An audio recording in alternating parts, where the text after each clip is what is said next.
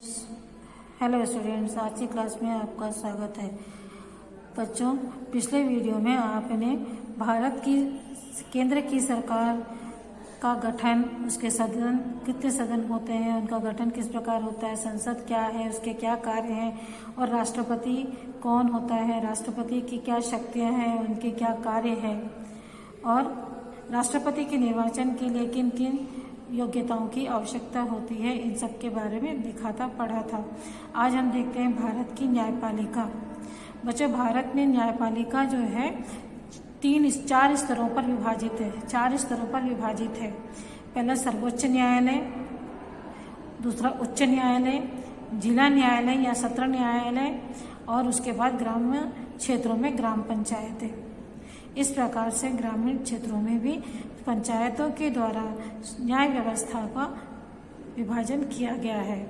न्यायपालिका में हम देखते हैं कि सबसे ऊंचे स्थान पर जो है सर्वोच्च न्यायालय है और उस सर्वोच्चतम न्यायालय का क्या अधिकार है, उसे क्या शक्तियां हैं। भारत का सर्वोच्च न्यायालय नई दिल्ली में स्थित है और यह देश का सबसे बड़ा न्यायालय है, जो कि सभी न्यायालयों से ऊपर है। सभी न्यायालयों द्वारा कोई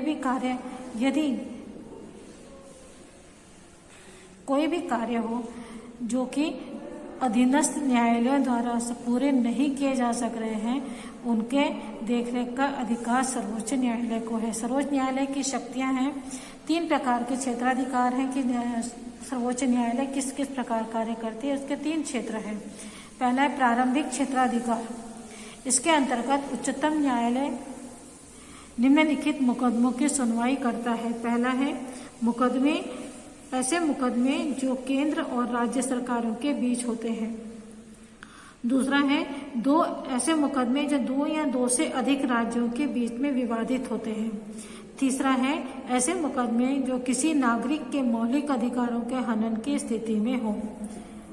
दूसरा उनका अधिकार है सर्वोच्च न्यायालय का अपीलीय अधिकार। इसके अंतर्गत यह न्यायालय संवैधानिक, दीवानी और फौजदारी मामलों में उच्च न्यायालयों के निर्णयों के विरुद्ध अपील सुन सकता है। तीसरा है परामर्शी क्षेत्राधिकार। इसके अंतर्गत राष्ट्रपति ऐसे सार्वजनिक महत्व की विधि सम्मत तथ्यों के बारे में सर्वोच्च न्यायालय में परामर्श कर सकते हैं, लेकिन इस परामर्श को मानने के लिए राष्ट्रपति बाध्य नहीं होता है।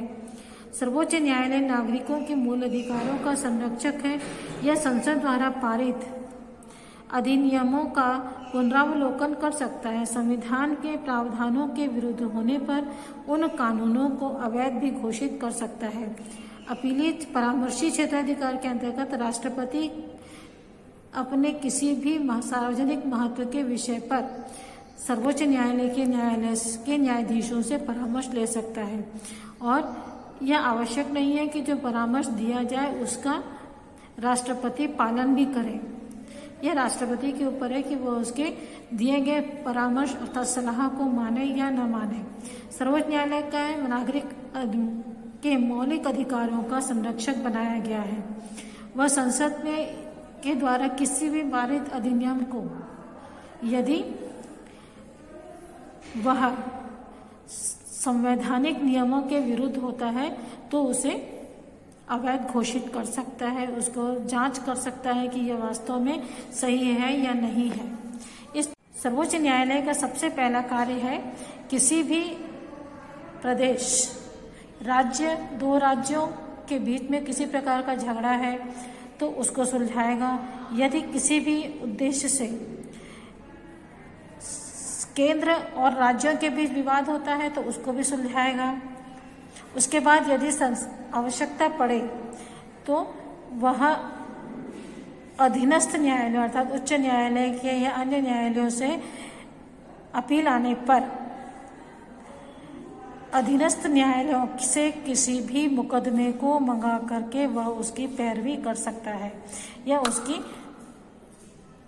सुन सकता है या देख सकता है। परामर्श में राष्ट्रपति को सलाह देने का अधिकार भी उच्चतम न्यायालय को प्राप्त है। तो इस वीडियो में इतना ही बच्चों, अगले वीडियो में हम इसके आगे देखेंगे। Okay, bye.